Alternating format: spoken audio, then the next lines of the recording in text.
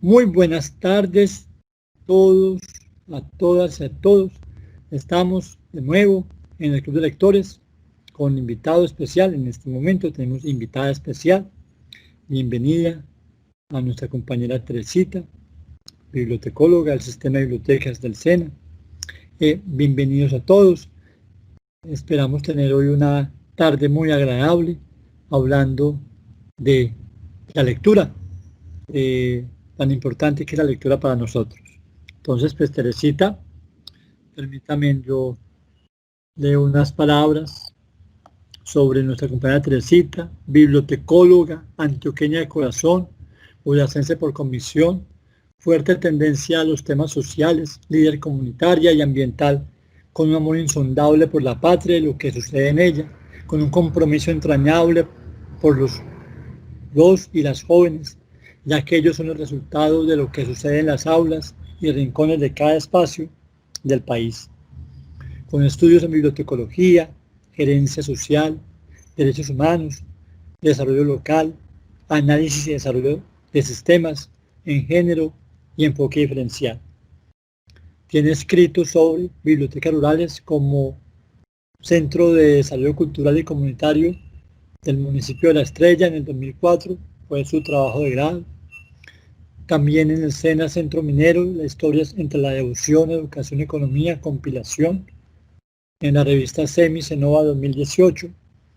Y desde las entrañas de la tierra con perspectiva de la mujer aprendiz en la minería bajo tierra, fue investigadora, revista Semi Senova 2018. Empleos actualmente con el SENA Regional Boyacá, Centro Minero, desde el año 2016. Ha laborado en bibliotecas públicas en el municipio de La Estrella, Antioquia, gestora del Banco del Libro en el mismo municipio, con el Consejo Municipal donde se le dio apertura a bibliotecas 11 rurales como Centro de Desarrollo Rural y Comunitario, con Confenalco, Caja de Compensación Antioquia, estuvo en varios proyectos con bibliotecas públicas del departamento de Antioquia, en los parques de biblioteca de Medellín y los servicios de información local, SIL, y con bibliotecas escolares de apartado. En Secretaría de Gobierno de Medellín, en el proyecto Sana que Sana, no lo dejes para mañana, con niñas y niños y jóvenes víctimas del conflicto armado, como promotora de la lectura desde la civilidad y la ciudadanía. Con el ITM, promotora de lectura en la Comuna 6, desde el presupuesto participativo de Medellín. Secretaría de Salud Social de Medellín, con abuelos en la Comuna 11, en los hogares geriátricos, con promoción de lectura y artes. Soltera, con una hija, Débora, la gata Débora. Amo los gatos. Y mi perro, Mono. Los fieles compañeros en esta travesía por el mundo. Les decía que hoy vamos a hablar de, el tema de hoy está enmarcado en la pregunta esencial, que es ¿cuál es la tarea esencial del promotor de lectura? Recordemos que el objetivo de esta actividad que estamos haciendo ya en el marco del Club de Lectores es promover el hábito de lectura en los aprendices y en la comunidad SENA. Teresita, todo tuyo. Bienvenida. Nací a los 33 años, el día de la muerte de Cristo. Nací en el equinoccio, bajo las hortensias y los aeroplanos de calor. Tenía yo un profundo mirar de pichón, de túnel y de automóvil sentimental. Lanzaba suspiros de acróbata. Mi padre era ciego y sus manos eran más admirables que la noche. Amo la noche, sombrero de todos los días. La noche del día al día siguiente. Mi madre hablaba como la aurora y como los dirigibles que van a caer. Tenía cabellos color de bandera y ojos llenos de navíos lejanos. Una tarde cogí mi paracaídas y dije, entre una estrella y dos golondrinas, he aquí la muerte que se acerca, como la tierra al globo que cae. Mi madre bordaba lágrimas desiertas en los primeros arcoíris. Y ahora mi paracaídas cae de sueño en sueño por los espacios de la muerte. Muchas gracias. Un texto de Vicente Huidobro, Altazor. Me encanta Huidobro. Muchas gracias a los compañeros por invitarme al Club de Lectores. Hoy para compartir un poco como toda esa travesía y toda esa aventura que he tenido desde la promoción de la lectura, como profesión y como pasión también. Y entonces como abriendo un poco a esa pregunta inicial de cuál es la tarea esencial del promotor de la lectura.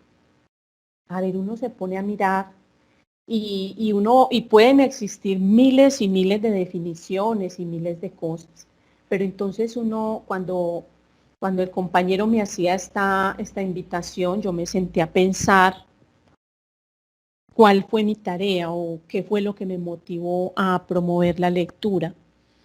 En Medellín, en la escuela, que fue mi escuela de la promoción de la lectura, que fue Confenalco, la caja de compensación, allá se le llamaba promoción y animación a la lectura. Entonces, desde esa palabra ánima, animación, de dar ánima, o sea, como dar espíritu, darle vida a la palabra escrita.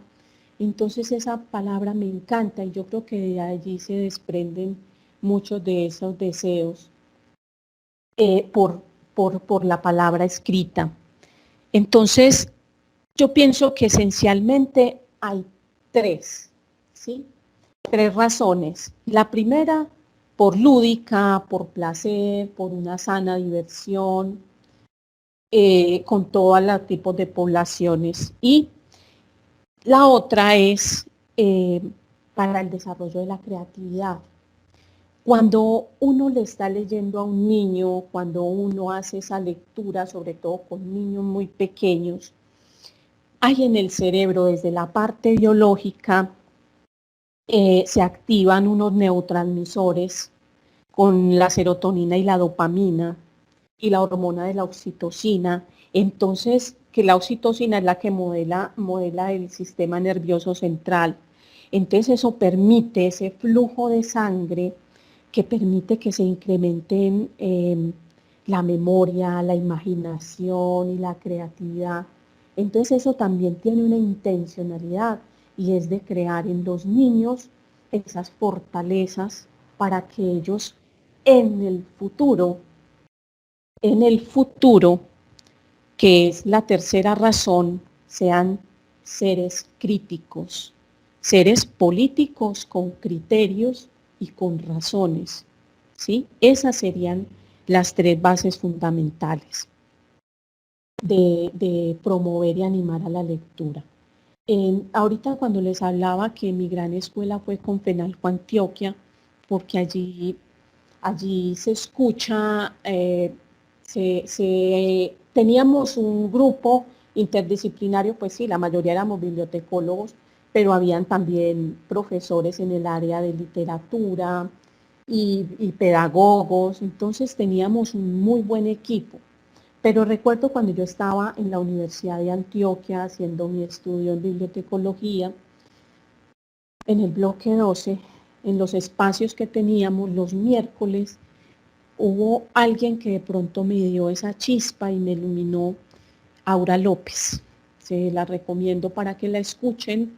Aura López ya no está con nosotros, ya está en otro plano, pero es encantadora. En YouTube se consiguen audios de ella y yo siempre iba los miércoles a las 2 de la tarde, no recuerdo si era a las 2 o a las 4, y siempre iba a escucharla con esa pasión que ella leía y yo la miraba y yo decía, yo quiero leer como ella, yo quiero hacer eso que ella hace, como es encantarlo a uno con la palabra, encantarlo y permitirle a uno ese goce de la palabra. Entonces, de ahí de la universidad, cuando ya empezamos pues como a hacer esos trabajos y y otra de las razones fue cuando empecé como un liderazgo comunitario, que desde allá, desde ese liderazgo también empiezo yo como a descubrir fortalezas eh, de liderazgo, de la palabra, ¿sí? Y allí, en el municipio de La Estrella, un concejal me invita a presentar un proyecto y se aprueba un proyecto de acuerdo, el acuerdo 021, del 15 de enero del 2011, que nos permitía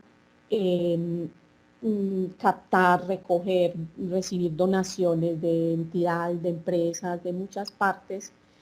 Y entonces empezamos como con ese sueño de crear bibliotecas rurales. ¿Por qué? Por una experiencia que tuvimos en una zona rural donde habían muchos problemas, lógicamente pues es muy natural que en toda parte hay problemas intrafamiliares, pero había muchos problemas de droga, ¿sí? Entonces, con una primera biblioteca que creamos, una biblioteca rural de Tierra Amarilla en el municipio de La Estrella, entonces allí empezamos a hacer grupos juveniles, prejuveniles, incluso había un grupo de señoras que se llamaban las señoras de la Biblia, les decíamos así, porque su máxima era pues los sábados reunirse en torno a la palabra de la Biblia, pero también hicieron parte de esa biblioteca rural. Entonces, como a través de un pequeño espacio como ese, esa comunidad empieza a transformarse. Entonces ya los jóvenes, los drogadictos ya se empezaron a retirar porque vieron que había otro espacio, porque empezamos a apoderarnos de lo público, ¿sí?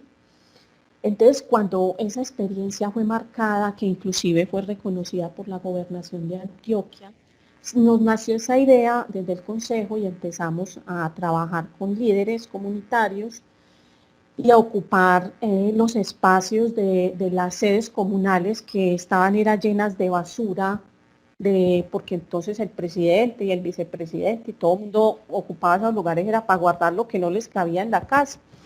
Y dijimos, no, venga a ver. Y empezamos con librerías, ya con ese proyecto de acuerdo que nos dio Vía Libre. Muchas empresas nos donaron computadores, libros, mesas, sillas, nos donaban materiales para hacer trabajo lúdico. Entonces estos mismos jóvenes de esa comunidad que empezamos a capacitar en origami, en trabajos con plastilina y mismas cosas que ellos sabían hacer, de collares, pulseras, entonces empezamos a llevarlas. Entonces en el municipio de La Estrella aproximadamente en el 2008, entre el 2008 y 2010, se crearon 11 bibliotecas rurales que empezaron a dinamizar la vida de las comunidades a través de una pequeña biblioteca.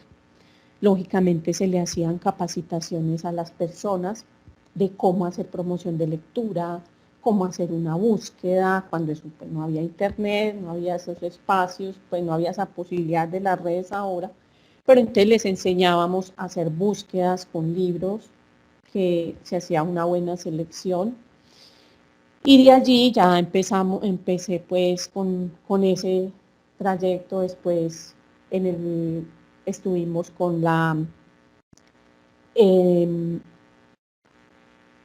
en la alcaldía de Alonso Salazar, se creó un programa por las famosas, los niños y jóvenes que salían desterrados de sus tierras y empezaron a ser parte de los cordones de miseria, ¿sí? Entonces el municipio de Medellín empezó como a identificar esas poblaciones que habían sido víctimas de la violencia, y ahí nace el proyecto Sana que Sana, no lo dejes para mañana. Era un proyecto totalmente integral, y entonces éramos un grupo de artistas, todos éramos artistas desde el teatro, el mimoclón, las artes plásticas, en mi caso era el de la lectura y la escritura, y cómo empezamos a hacer catarsis con esos jóvenes, y no a salvarlos porque no salva a nadie, cada uno se salva, pero uno sí les da pautas para ese naufragio, ¿sí?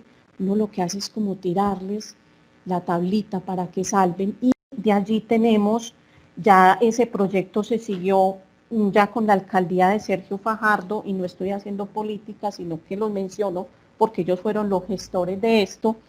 Este libro, Me gustaba mucho tu sonrisa, y entonces acá se compilaron muchos de los escritos de esos jóvenes, ¿sí? Muchos de esos escritos se llevaron en este libro, y es bellísimo este libro.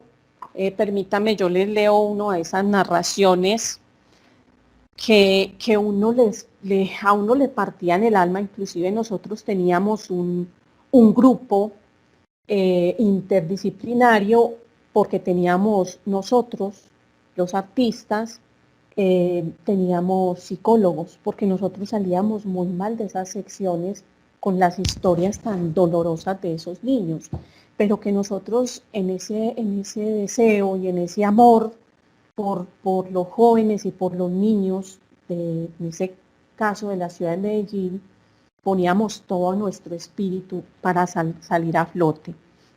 Esta imagen que ven acá es de este chico, que él decía que esa cachucha, a él le mataron el primo, ¿sí?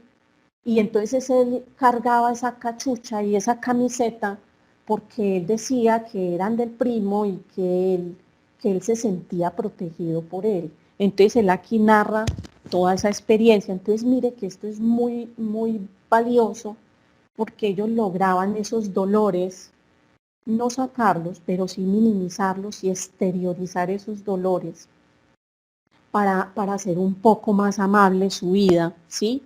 Aquí, por ejemplo, donde la pregunta era, ¿qué es el miedo? Entonces ellos contestan, a mí me da miedo las películas de terror, las alturas, los ladrones, las ratas y que alguien se muera, el diablo y las brujas. ¿Qué sientes cuando tienes miedo? Ay, me da un desmayo. Ay, yo siento que me palpita el corazón y me desmayo hay veces. Ay, me late muy rápido el corazón. Entonces dice acá, el colegio de la muerte. Y miren la pintura tan representativa de ese colegio, el colegio de la muerte, una imagen totalmente oscura, amorfa. Entonces imagínense lo que pudo haber sido la escuela.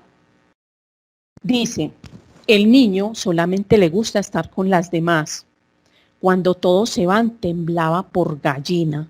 Uno le decían, tú eres muy miedoso cuando estás solo, y cuando estás con los demás te crees el mejor. Un día se fueron y se quedó solo y lo espiaban. Un día lo descubrieron y el niño no quería aceptar su verdad y lo aceptó el diablo. Entonces son cosas que ellos escriben, pero solamente hablan de sus experiencias. Y entonces alguna vez hicimos un ejercicio y le decíamos a los niños, porque nosotros no solamente le enseñábamos a leer la palabra escrita o lo animábamos, también a que leyeran su entorno, a que leyeran lo que sucedía. Entonces un día hicimos un ejercicio entre los compañeros y les dijimos que llevaran algo representativo, algo que ellos por lo que sintieran miedo, ¿sí? De lo que estábamos hablando, este tema, porque siempre cogíamos un tema diferente. Y entonces en esa exposición que hicimos, uno llevó una chancla, que porque era la chancla con la que la mamá le pegaba, lo castigaba. Otro llevó media aguardiente, porque su papá cuando llegaba borracho llegaba a acabar hasta con el lío de la perra, como decimos en Antioquia. Otro niño llegó con una bala. Y le dijimos que eso de dónde lo había sacado, dijo que era con la bala que habían asesinado a su padre. Entonces son dolores que miren que uno cuando se mete en estos cuentos está decidido a ayudar a estas personas con labores tan simples, ¿sí? De todas maneras, el amor por las letras y el amor por la palabra también permiten le permiten a uno y le dan esa apertura de, de, de que uno sí puede ayudar y que uno puede desde su profesión mm, reducir un poco los dolores de esta patria. Entonces, volviendo al tema, luego, después que este proyecto, también salió Jamás olvidaré tu nombre, y ese título sale de una carta que un niño le escribe a su papá fusilado, y dice así: jamás olvidaré tu nombre. Son cosas muy bellas, pues, que se hacen unos trabajos.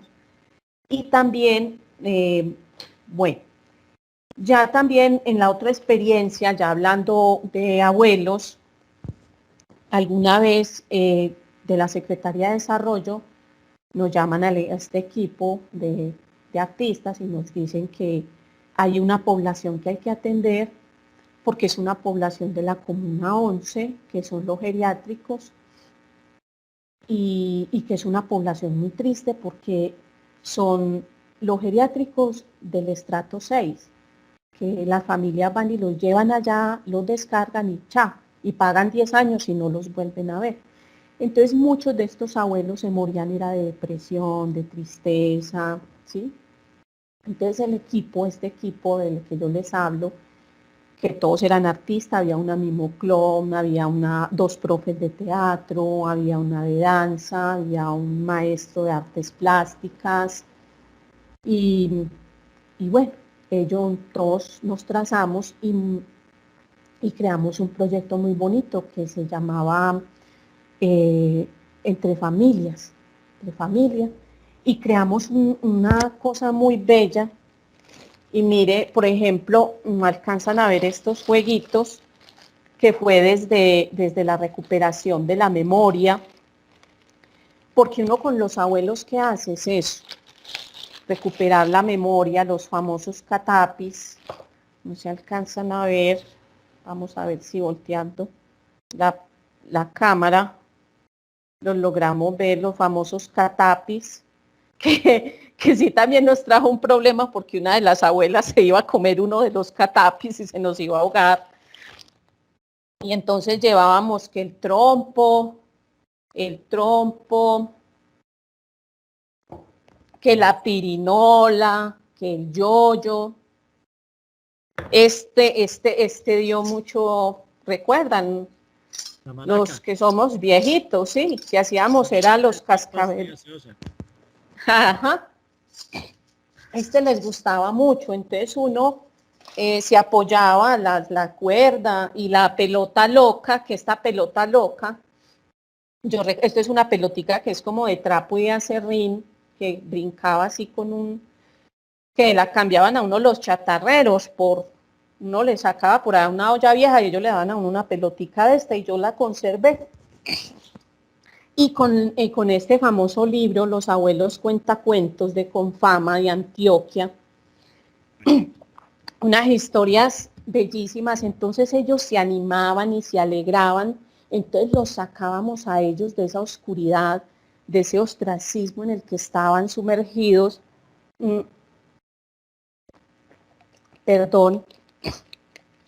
y muchas historias nos hicieron llorar y nos hicieron estremecer porque ellos brincaban y ellos creían que estaban como volviendo a su infancia. Entonces nosotros con los juegos y les hacíamos lecturas como estas. Los niños jugábamos juegos de hombres, trompos, corozos, pirinola, llantas, valeros, pelota envenenada. Y a veces las niñas jugaban con otras niñas.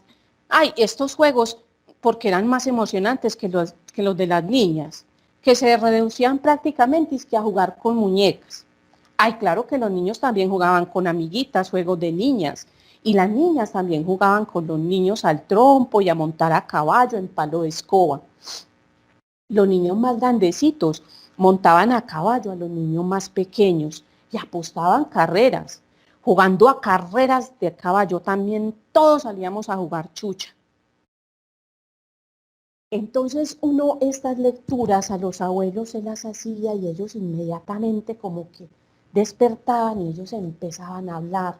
Entonces en ese acto ellos de hablar, también ellos se animaban y se reían y bailaban, pero esto era todo un componente bellísimo porque no solamente era la lectura, era también iba un mago, llevamos a alguien que les hiciera masajes, y les llevábamos comida, lógicamente, como para abuelos. Entonces son experiencias bellísimas que uno como promotor de lectura, uno sabe que la lectura sí es como un pequeño barco que lo puede uno llevar a otra orilla. Y bueno, y ya en lo que nos representa pues acá como institución y como SENA, ya hablando del centro minero, recuerdo que en el 2006, cuando yo llegué al centro minero, habían 3 libros de literatura. Estaba el Mío Cid, el Ramayana y el Quijote. 2 de ellos piratas, y el Quijote hubo que sacarlo porque tenía hongos. Entonces, claro, yo venía con toda esta experiencia de la promoción de la lectura y convencida de lo que la palabra hace con los seres. Entonces, hablé con las directivas y pues desde los presupuestos que nos dan cada año para comprar libritos, me dieron permiso para comprar libritos de literatura. Tenemos en este momento aproximadamente 42 títulos, más o menos 70 ejemplares, y se ha animado a los chicos a leer, además porque uno ve esas carencias en los jóvenes de ahora con el tema de la ortografía, de que no saben leer, de que no saben interpretar. Entonces también como esa parte transversal a la formación que se hace desde la biblioteca. Entonces uno empieza como a identificar cosas en ellos, porque eso es también, esto también es un arte. Uno también tiene que saber cómo llegarle a las personas, cómo llegarles a los aprendices en este caso, para que ellos se animen a leer. Entonces ellos se ríen mucho allá porque yo entonces cuando hacen las inducciones yo siempre les hago unos talleres primero de lectura. Entonces uno empieza a mirar. Entonces, por ejemplo, uno ve los perfiles de los estudiantes de química y uno los ve así todos serenos, todos armoniosos, todos tranquilos. Entonces vamos a leerles poesía, vamos a leerles una cosa bien detallada. Ay, entonces llegan los de minas y los de obras civiles, que uno los ve así como más loquillos, ¿sí? Entonces ya uno les lee cosas más traviesas. Eso sí, llegan los de maquinaria pesada, que a mí me ha causado mucha risa porque es muy particular allá en el centro, porque los de maquinaria pesada son los chicos guapos del centro. Entonces todos tienen sus gafas negras, sus buenas botas Caterpillar y todos unos galanes. Entonces uno se ponía a pensar, y la mayoría son ya muy adultos, no son tan jóvenes. Entonces uno les dice a ellos, uno dice, pero ¿yo qué les leo a estos hombres? ¿Qué les podrá gustar a estos hombres que vienen de escuchar música ranchera y reggaetón?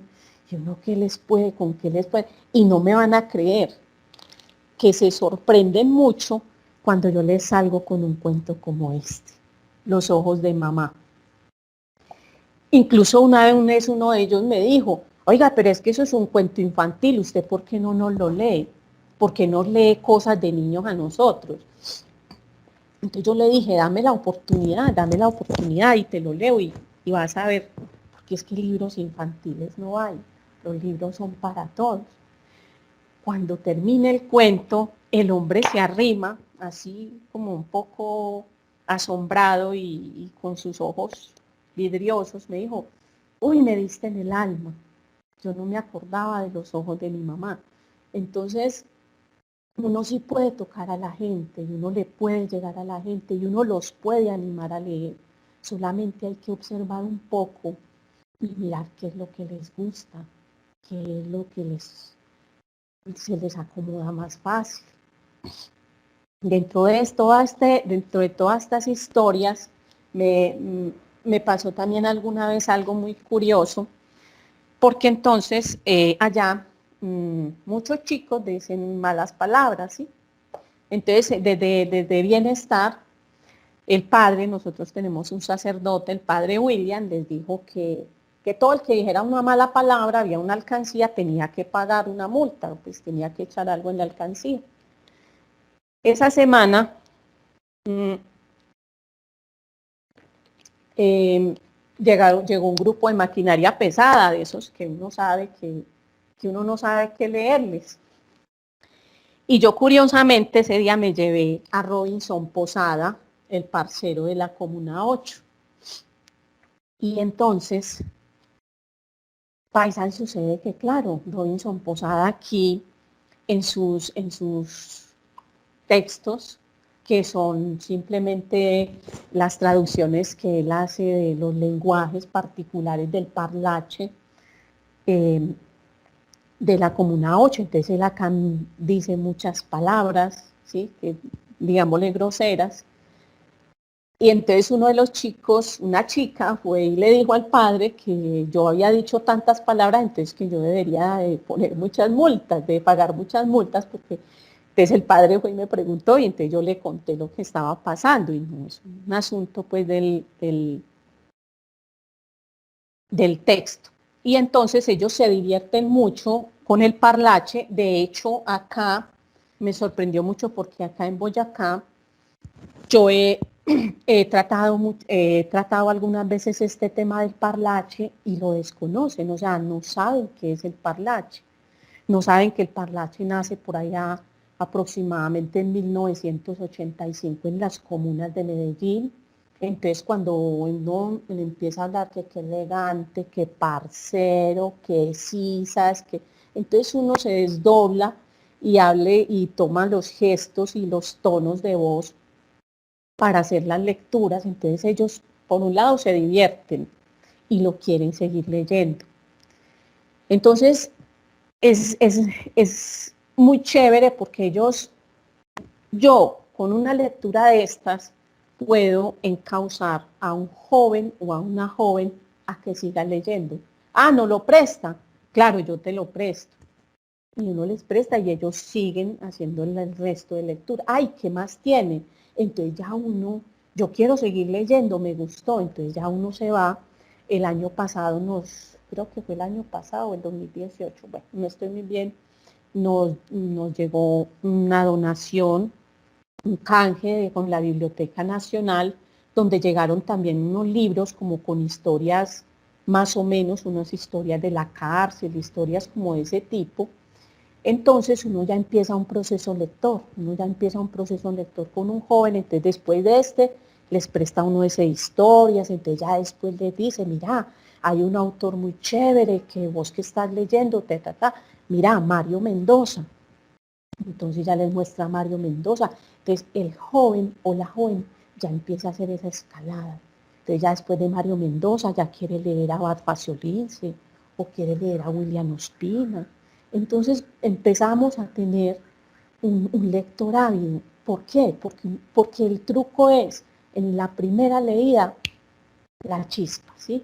El fuego para que esa persona se anime a leer.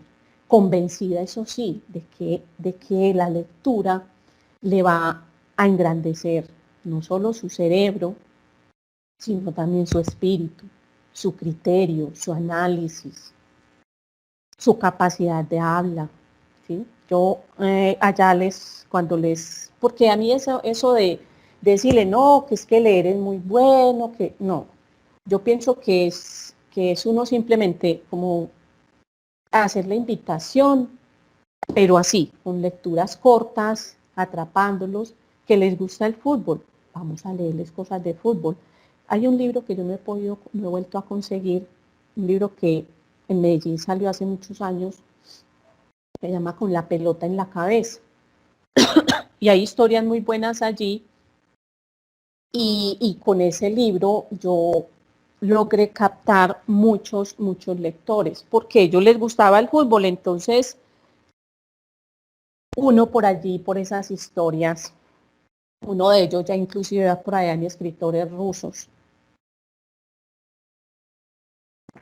Entonces, de todas estas anécdotas y todas estas cosas, es a partir de la profesión, porque nuestros maestros en la Universidad de Antioquia, Luis Bernardo Yepes y Didier Álvarez, promotores de lectura, también es como esas experiencias que uno va acumulando a través del tiempo. Pero quiero darte como un aporte, sí, hablando del fútbol. Hay un texto reciente hecho por IDARTES en Bogotá que se llama El fútbol se lee. Es excelente, son unos cuentos muy relacionados con el fútbol. Bueno, pues ya está ya en otro tema, continúa. No, claro, y hablando de fútbol está este otro autor, el de Los Ninguneados, que también habla mucho, a él le gustaba también mucho el fútbol. Y no recuerdo el nombre ahorita. Sí. Pues, entonces, sí, es eso, es mirar qué le gusta al joven, sobre todo al joven y a la joven, para uno poder tirarles así el ganchito y atraparlos. También porque de todas maneras nosotros como bibliotecarios y como bibliotecólogos también necesitamos enganchar a estas personas para también precisamente porque ellos son los que le dan vida a nuestros espacios, ¿sí? Ahorita pues con el tema pues de las bases de datos nuestras, que tenemos colecciones tan buenas y que hay que promoverlas mucho. Hace poco tuvimos una charla sobre los cómics, que es una buena estrategia porque de todas maneras nosotros en este momento estamos en esa lucha con los sistemas de información. Entonces estábamos viendo en las nuevas colecciones que hay en Odilo de cómics, libros ya inclusive clásicos en cómics, y esto atrapa mucho a los jóvenes porque los jóvenes de ahora son muchos, y los niños son mucho de imágenes, ¿sí? Son mucho de imágenes, incluso me pareció muy acertado el hecho de haber contratado, por ejemplo, pasa la página de revistas que tenemos en las bases de datos, porque eso también es un muy buen gancho y perdónenme pues la expresión, para mí gancho es porque es como una manera como de cogerlos y traerlos hacia acá. La forma de atraparlos. De atraparlos, sí. O una red, ¿sí? Este libro es Simón el Mago de Tomás Carrasquilla, que también es un libro muy bueno para trabajar con abuelos. Les gusta mucho a los abuelos. Imagínense uno llevándole a un abuelo un libro de estos así, con imágenes, ¿cómo les gustaría? Entonces son de esas estrategias que porque uno también cuando va a un lugar a hacer promoción de lectura, uno no puede irse con una sola cosa, uno tiene que llevar 2 o 3 cosillas, porque a veces hay chicos que no les gusta, o no falta el saboteador que no quiere que uno, no lo quiere permitir que uno haga su taller.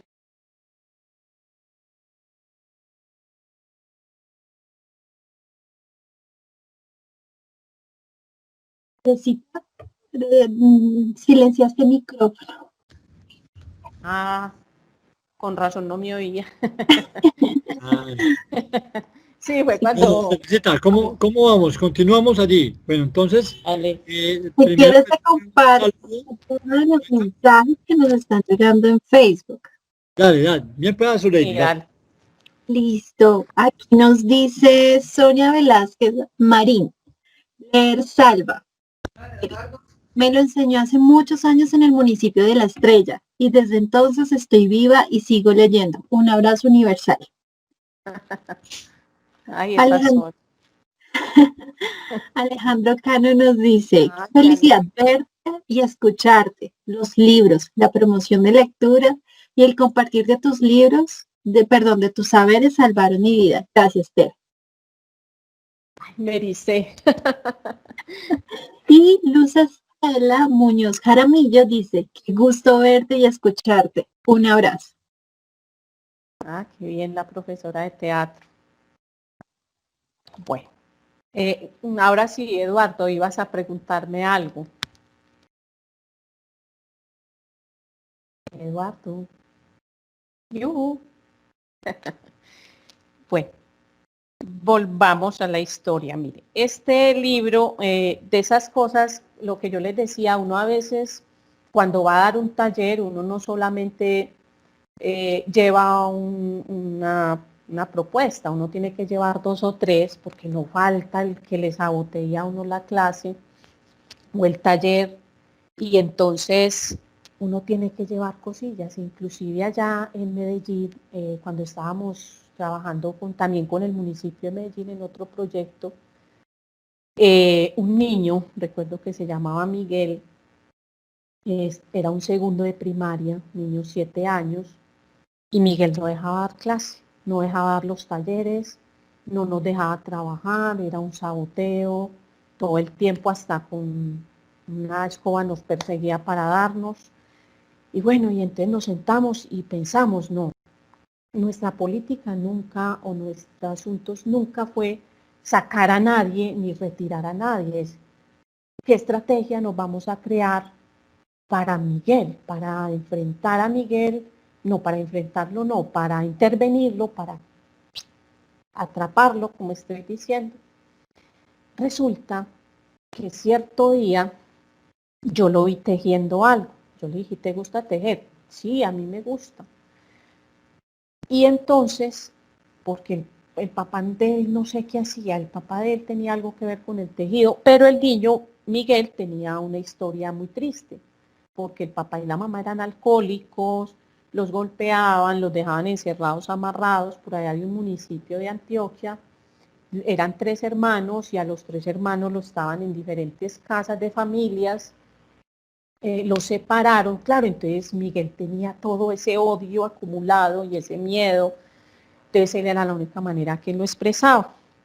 Entonces, una de las compañeras, Nora, la profe de teatro, ella sabía hacer unas manillas tejidas, entonces conseguimos los materiales y ese día le dijimos a Miguel que él iba a ser el monitor, que él iba a ser el guía y de esa manera le dimos un papel, le dimos un lugar en el espacio y él se sintió importante. Y de ahí en adelante, Miguel era el monitor, era el que entregaba los colores, era el que ayudaba a entregar los refrigerios, y Miguel transformó su vida simplemente con algo tan sencillo que pudimos identificar, y era que le gustaba tejer con sus manos, y pudimos tejerlos a todos, a todo el grupo. Otra de las historias es con Richard, un chico de allá de Tierra Amarilla, de la biblioteca rural, que Richard no sabía leer y escribir y ya tenía 9 años y Richard no quería aprender a leer y a escribir.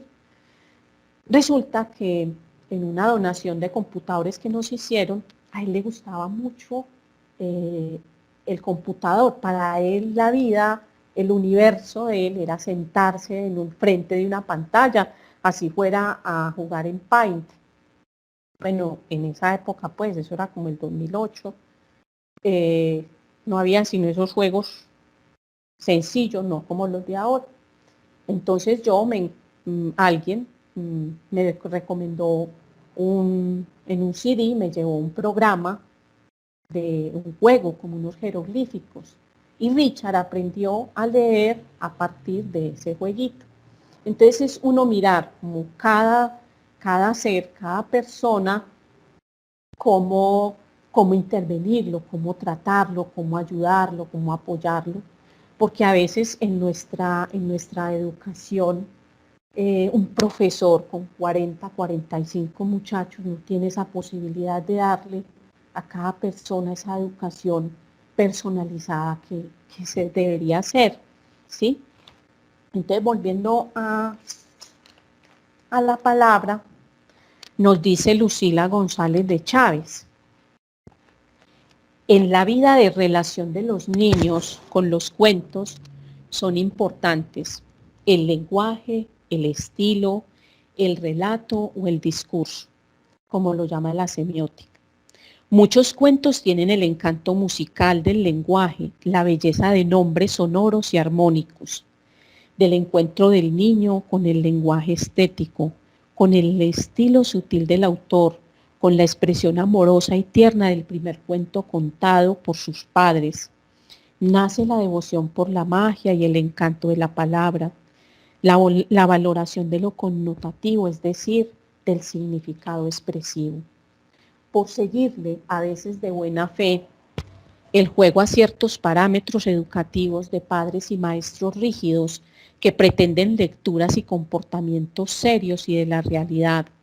Estamos impidiendo que sueñen, que creen, que imaginen a quienes quizás sean una futura sociedad más generosa y creativa, capaz de aplicar con éxito sus excelentes destrezas, de encontrar mejores soluciones a tantos problemas agobiantes.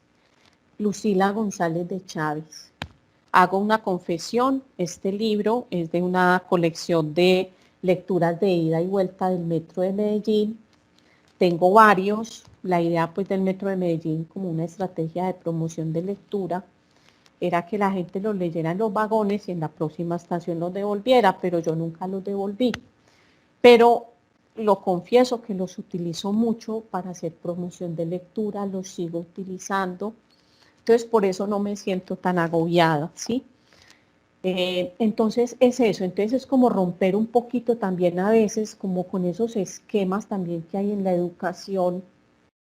Porque es que yo sí digo que el Quijote no es malo, no, es bellísimo. Un hermano mío, Mario, me decía que el Quijote era excelente para leerlo cuando uno tuviera 50 años. Y bueno, todavía me faltan 30 años, no mentiras, ya es hora de empezar a leerlo. Pero sí, es porque en esa época, cuando uno tiene 15, 16 años, uno quiere leer otra cosa, ¿sí? Entonces, a veces la educación tampoco a veces no ha permitido que nosotros también empoderemos a los jóvenes o a los niños de unas lecturas más divertidas, más amenas, más del lugar, ¿sí? Entonces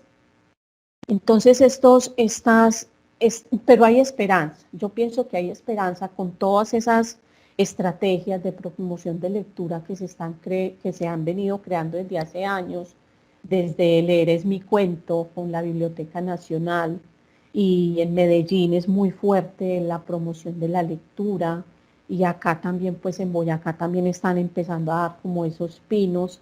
Yo pienso que hay esa esperanza. Además, porque de todas maneras, vuelvo y lo repito, ese asunto con los sistemas de información. Entonces, es así lean en pantalla, pero que lean, pero no que lean porque tienen que leer, sino porque es que el hecho de leer implica muchas cosas, desde su asunto cerebral, desde el asunto de su relación con el otro.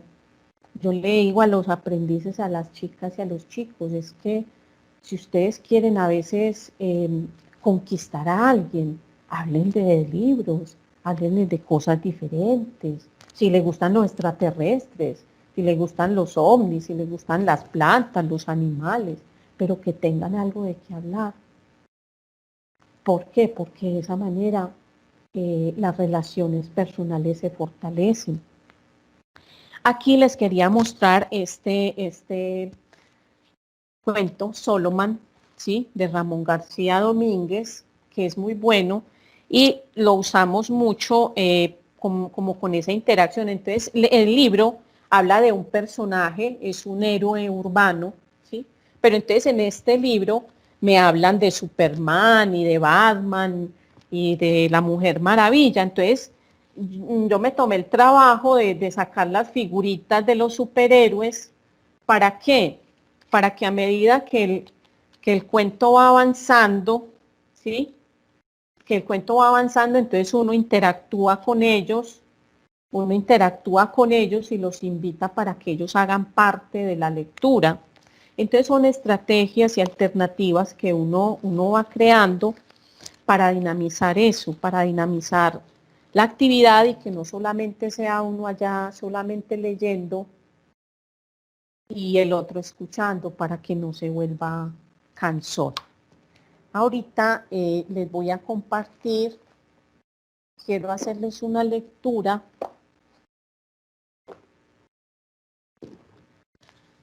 de este hermoso libro.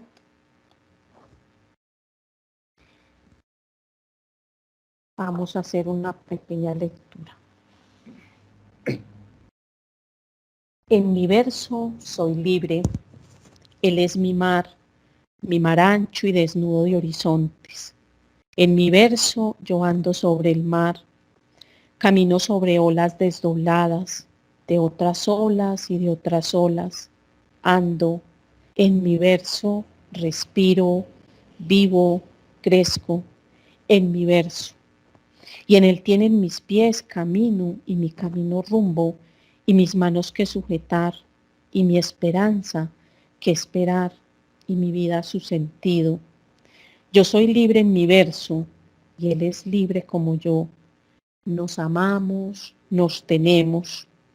Fuera de él soy pequeña y me arrodillo ante la obra de mis manos, la tierna arcilla amasada entre mis dedos. Dentro de él me levanto y soy yo misma. Dulce María Loynaz.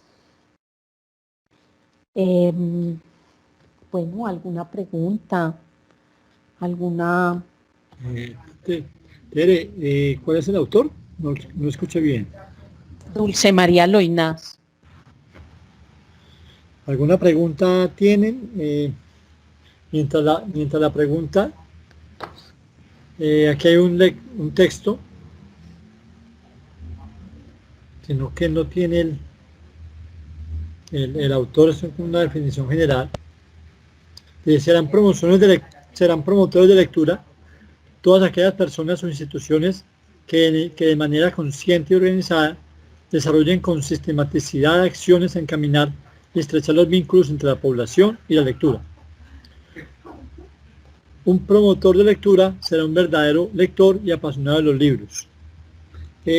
Algo que nos decía, y quería ir como la pregunta a parar, es que nos decías ahora que es importante no decir que ¿para qué leer? Es decir,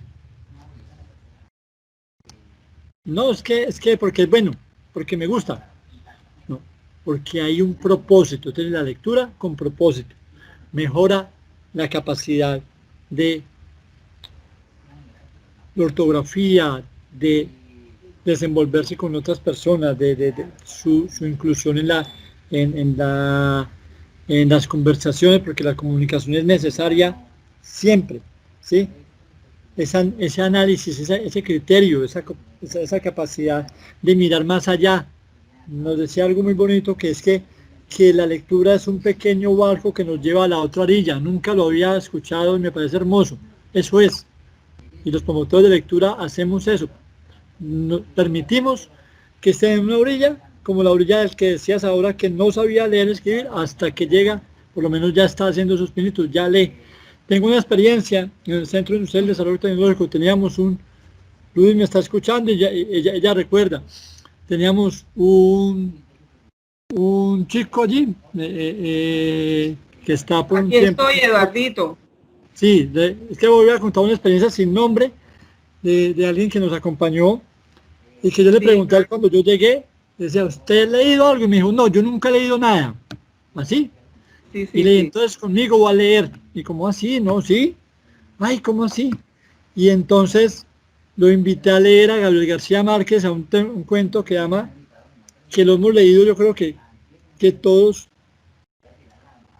se llama, es un cuento que habla de un dentista, ¿sí? Un día de estos. Es un cuento manejado mucho por los cuenteros, ¿sí? ¿Lo recuerdan? Un día de estos. Se lo recomiendo ese cuento. Y le dije, no se demora mucho en leerlo. Me dijo, pero ¿cómo así? Y se lo puse de tarea y él lo leyó, ¿lo recuerda? Y me contó, me dijo, leí el cuento. Y en estos días que me encontré, le dije, ¿está leyendo? Me dijo, sí, poquito, pero estoy leyendo. Pero me queda una gran satisfacción de que lo incentivé en eso, de que existe algo más, ¿sí? Que los textos normales, eso es lo que nos estás diciendo. No sé, Ludwig, no sé qué quieras comentar, o todos los que están acá, por favor, quienes quieren preguntarle algo a Teresita, por favor. Gracias, Eduardo, y a Teresita, gracias por este momento en esta tarde, que la verdad es que compartir estas experiencias, Teresita, es una cosa, para mí es algo delicioso, una experiencia muy gratificante. Precisamente ahorita hace un momento hablaba cuando empezamos la actividad, una compañera que me llamó a saludarme y me dice que la trasladaron de Chía a San Gil, y me dio mucha alegría, y me decía ella que ella no quería cambiar el puesto de ser bibliotecaria si la querían mandar a otra parte de la alcaldía, alguna oficina, porque la biblioteca la encontró hecha un desastre, no había nada, no había horizonte, no había nada, y ella está organizando. Entonces yo le decía, métele todo lo que sabes hacer.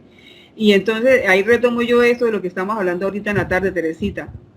Es ponerle todo el ánimo, ponerle todo el espíritu, el alma a esta actividad, a esta profesión tan bonita, que es promocionar lectura, que es compartir experiencia, eso que hablaba ahorita de todas estas herramientas que utilizaron nuestros abuelos, y aún uno se acuerda de eso, ¿sí?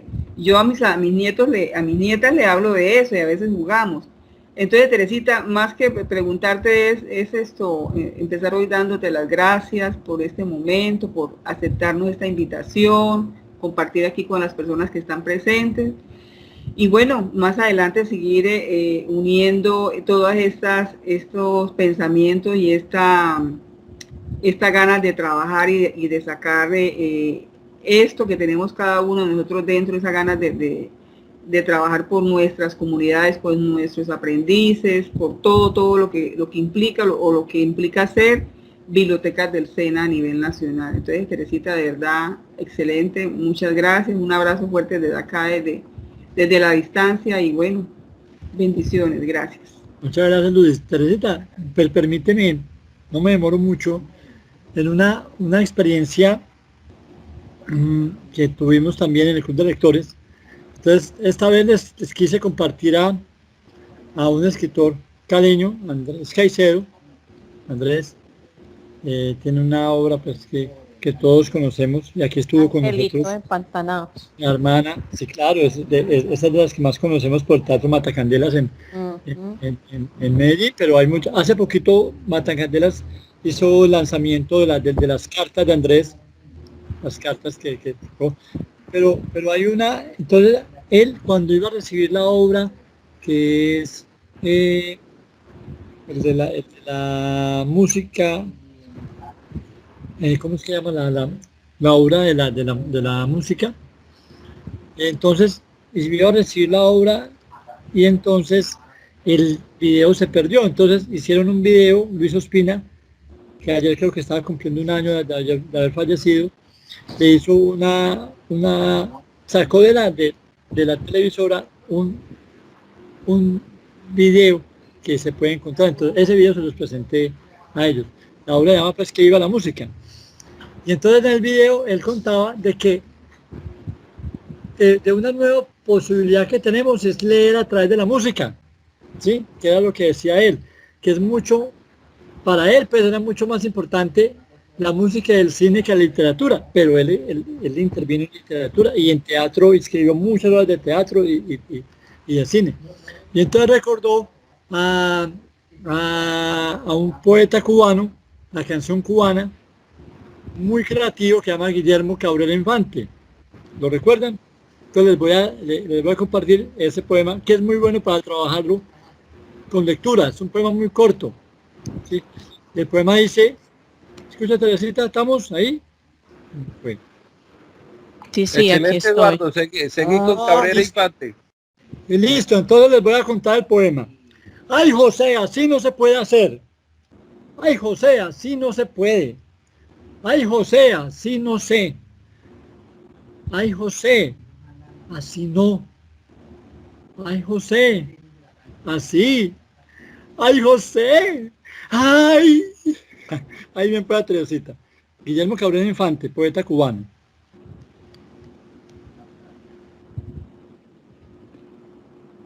¿Cómo se la Bueno, escucharía Teresita? ¿Cómo se la escucharía? Entonces, sencillamente se llama un verso decreciente. Arrancamos, ay José, así no se puede hacer, y le vamos quitando. Teresita, fácil, mire, colabóreme con Teresita, Tere. Ay sí, José, así sí. no se puede hacer, y se le va quitando una palabra a cada verso siguiente. Es muy creativo, o sea, Guillermo Cabrera Infante fue demasiado creativo, y entonces termina así. Pero el verso es, ay José, así no se puede hacer. Pero él agrega más en su creatividad, verso decreciente. Eso fue lo que él dijo. Yo no sabía que Andrés Caicedo tenía pues una dificultad un poquito grande para hablar. Sin embargo, lo dijo en ese video maravilloso, lo encontramos, se llama Entrevista Pirata Andrés Caicedo para quienes quieran leer. Porque es que cuando uno ve un cine, uno ve una película, algo, también lee. Se va a leer. Nos encanta leer. Entonces ahí está Teresita. Te dice, a ver. A ver, yo creo que una de las cosas, a ver, se lo va a tratar de leer. Ay, José, así no se puede hacer. Ay, José, así no se puede. Ay, José, así no sé. Ay, José, así no. Ay, José, así, ay, José, ay. Después dice que la lectura no eleva el Muy cuerpo bien, humano, los pensamientos y el cerebro. muy bien. Que viva Muy la capacidad de asombro. excelente versión. Se va a poner muy contento José. El Cabrera Infante, donde esté, ya está muy contento. Bueno, eso es muy bueno, me parece pertinente porque de todas maneras es eso lo que no tenemos, lo que debemos permitir con la palabra, que no se pierda esa capacidad de asombro, esa capacidad de asombro que se está perdiendo entre nuestros jóvenes, con estas violencias tan desatadas, entonces ellos ya no tienen miedo de nada, ya no se sorprenden de nada.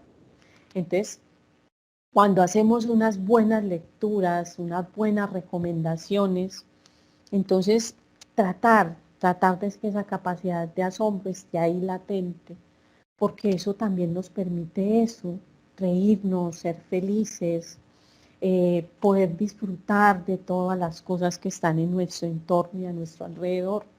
Ahora les hablaba de que no solamente enseñar a leer el texto y la palabra, es leer también el entorno, ¿sí? Lo que estamos viviendo. Son ejercicios, es un ejercicio muy bueno que de pronto lo pueden algún día hacer con los aprendices y es, ustedes colocan en 5 puntos o 4 o 3, los que ustedes quieran, en diferentes puntos de su centro, ¿sí? El 1, el 2, el 3 números. Entonces se le va a pedir al aprendiz que haga una descripción de ese espacio del número que le tocó. Y los vamos a mandar intercalados, ¿sí? Que no todos vayan al mismo tiempo porque entonces empiezan a copiarse en el uno del otro.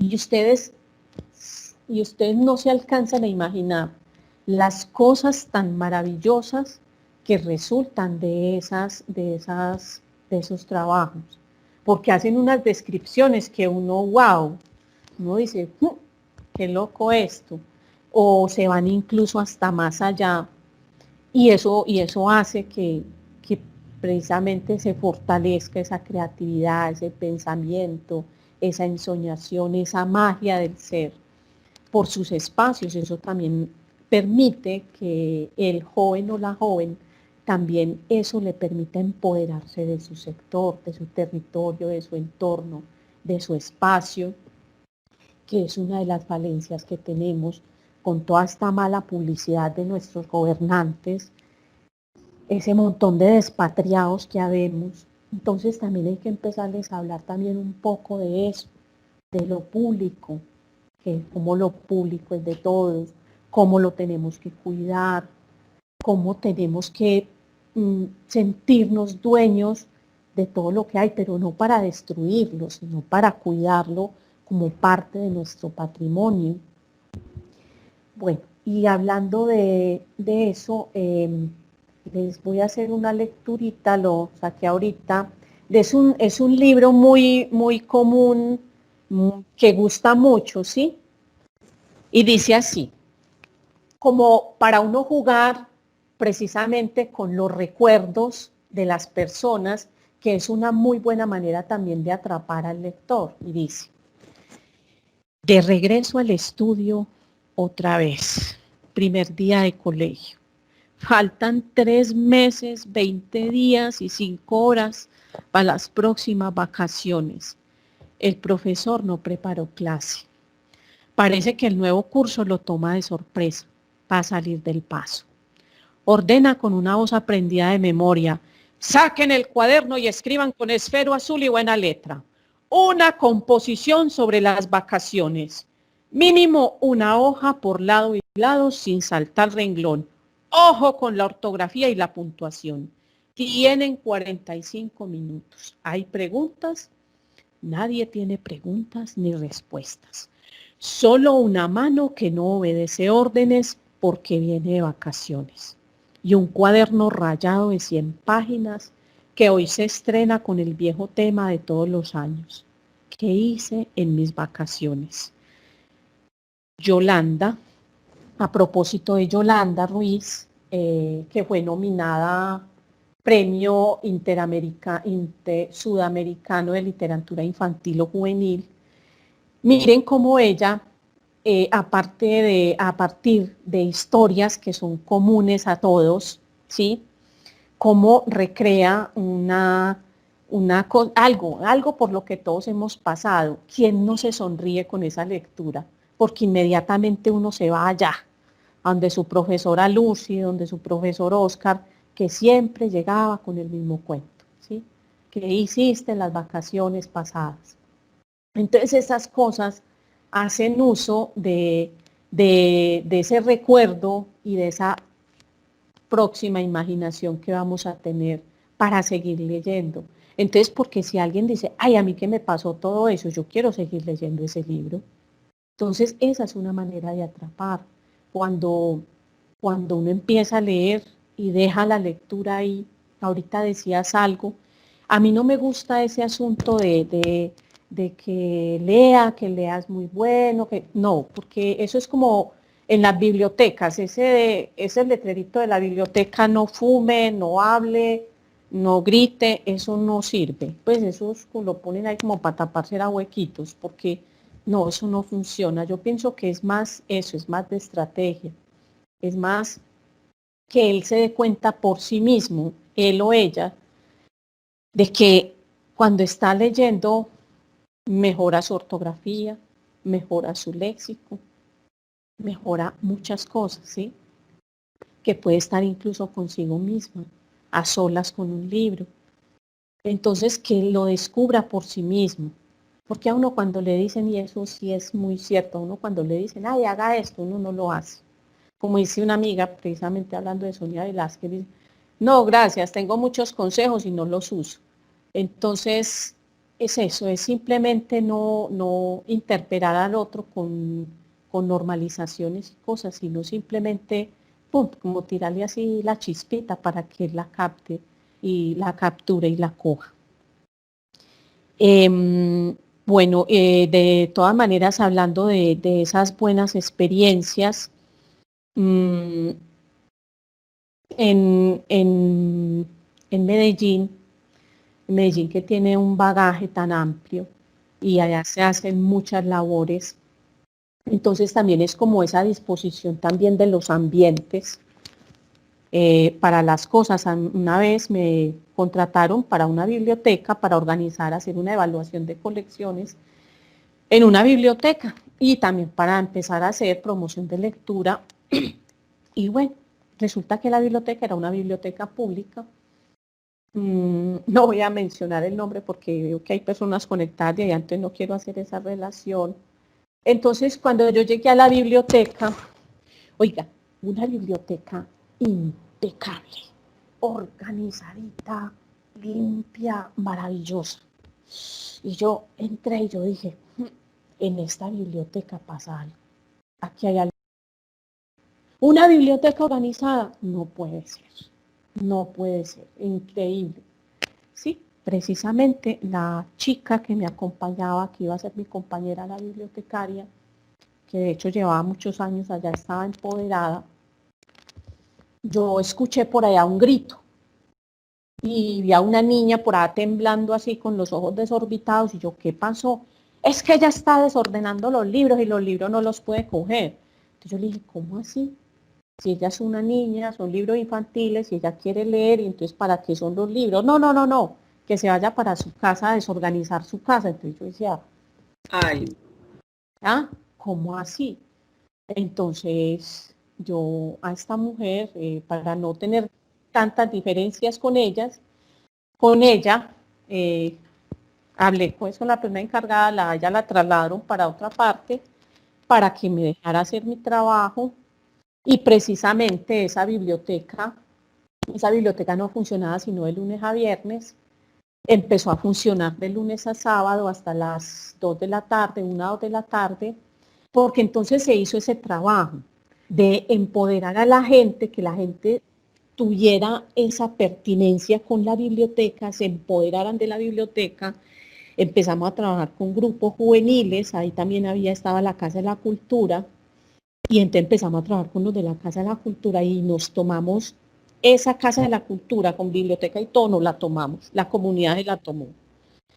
Y eso sí, la biblioteca se cerraba, nos terminaba el contrato el 15 de diciembre todos para su casa y por allá hasta enero, febrero, marzo, incluso hasta abril. Fue tanto esa conciencia que se creó en la gente como de la importancia de ese espacio en sus vidas, que ese 15 de diciembre hubo una manifestación afuera y no dejaron cerrar la Casa de la Cultura. El pueblo se emberracó, digámoslo así. Se emberracó, no nos cierran porque es que estamos en vacaciones y necesitamos, en vacaciones es que necesitamos este espacio, claro, para que los chinos no estén por ahí. Y eso fue, para mí, eso fue maravilloso, porque yo dije, lo logré, porque claro, yo no le podía llegar a los jóvenes a decirles, no, es que tienen que hacer esto, no. En los grupos juveniles es que les hablaba mucho de esto, de lo que les estaba hablando ahorita, de lo público, es que este espacio es de ustedes, en la medida que ustedes se empoderen de esto, y ellos lo hicieron por sí, ¿sí? Y ese lugar floreció tremendamente, ya lo último, ya los abuelos también empezaron a ir allá, ya empezamos a comprar títulos de revistas para los abuelos, allá sí había un buen presupuesto afortunadamente. Y ya, y a partir de ahí, pues cuando ya los que gobiernan y los que saben de esas cosas dieron cuenta de que uno representaba un peligro para la democracia. Entonces me tuve que ir. Precisamente porque se le despierta la conciencia a la gente de eso, de lo que es de ellos, entonces a ellos no les gusta porque uno está de pronto atravesado en sus intereses personales. Y bueno, pero eso fue una experiencia también muy bonita, muy agradable. Y uno ver ahora, por ejemplo, jóvenes que uno veía que no tenían nada como propósito en su vida más que una esquina y de pronto comprar una moto. Mercé, que me nos vas a contar. ¿Qué Mercé? Teresita, un abrazo Hola. muy grande y a todos mis compañeritos que están hoy reunidos en este club de lectores. Me alegra grandemente poderlos saludar a su lady y no sé, emocionada de escucharte, Tere. Tú sabes que te admiro muchísimo, ¿ve? Porque eres una gran compañera y sí, eso que tú estás diciendo es es mágico porque a la gente, a los aprendices hay que enseñarles con ejemplos, hay que enseñarles con ejercicios que desde la biblioteca nosotros impartamos, más no obligarlos, ¿cierto? Hay que hacer de la biblioteca un lugar muy agradable y esa es la tarea de nosotros como promotores de lectura. La verdad que me alegra mucho saludarlos a todos y estoy feliz de escucharlos. Gracias, Mercedes. Gracias, Mercedes. Voy a meterle la cucharadita un momentico Claro. acerca de uno no obligar.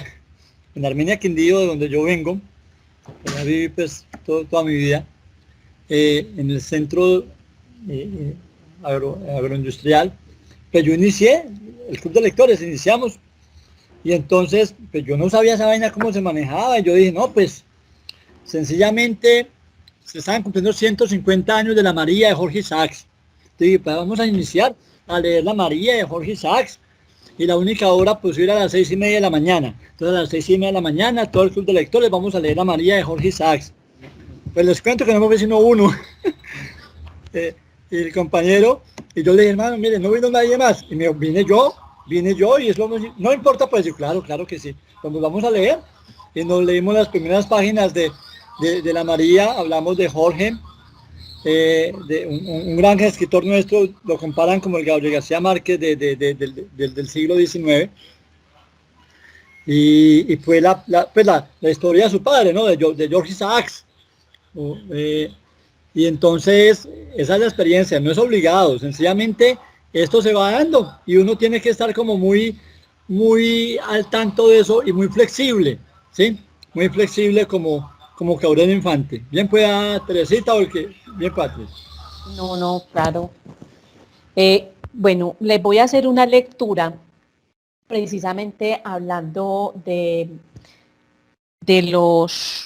parlache, porque a veces es unas lecturas que a algunos les molesta pues por el lenguaje, pero son realidades, es un lenguaje popular que nace y que está disperso en todo Colombia. Y entonces a los chicos y a las chicas les gusta mucho y se ríen, entonces, porque son esas realidades que nos muestra Robinson Posada. Se llama Sicarios School. Uno se pone a pillar las vueltas. Las alternativas que tiene uno como joven en Medellín y hasta en Colombia. ¿Cuáles son? Sencillo, parce. Trabajar o estudiar, no hay más. Como la expectativa que uno tiene es proyectarse a lo heavy, entonces a estudiar, ¿saben? Yo salí de un colegio técnico de fundición. Me encuentro más fundido que un berraco a lo bien. Entonces averiguas y de una universidad pública, pues ¿cuál? Mi hijo la de Antioquia o la Nacho. ¿Que cuánto vale el formulario? 30.000. No me le pegué al niño, pero como tú, ¿quieres cumplir ese ítem? Pues te lo consigues. Casi socio, 20 días camellando pura mecánica rusa, pero juagao, sudoroso en charco, pero me los conseguí, de una pa'l banco. Me gatearon los 30.000 y me dieron disque el formulario. Y me fui todo motivado pa'l rancho. Empecé a llenar lo que, ¿cómo? Primer obstáculo, foto.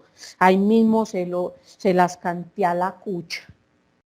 ¡Ey, socia! Necesito un poncherazo para la U. Ay, mijo, yo no tengo plata, mire a ver qué hace, coja juicio. Socio, entonces te toca pura creatividad urbana. Y le ponché la foto a la primera comunión y sale. Me fui con todos los datos y no la creyó nadie. Tirando yo para la university, entregué los papeles y me dieron quisque la credencial. La cogí con mucho cuidado, 30 lucas, y cuando llegué a mi casa la plastifiqué por lado y lado. Y cuando iba de shopping para la tienda, me la parchaba con un gancho de ropa en la camiseta Nike que tengo para la casa. Nadie la creía cuando yo llegaba a la tienda de Don Juaco.